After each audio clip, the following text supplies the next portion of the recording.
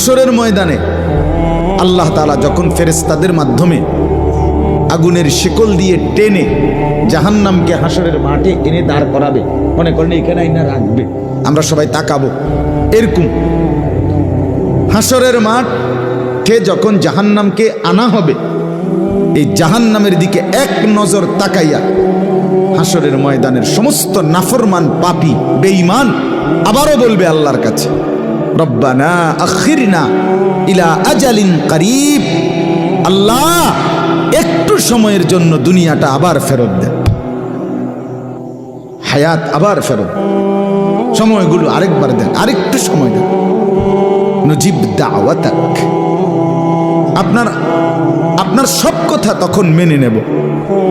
অনাত্তাবিউর রসুল, আপনার রসুলদের আনুগত্য করব। আল্লাহ বলবেন না, না বান্দা, এখান থেকে কাউকে আর ফেরত দেব না।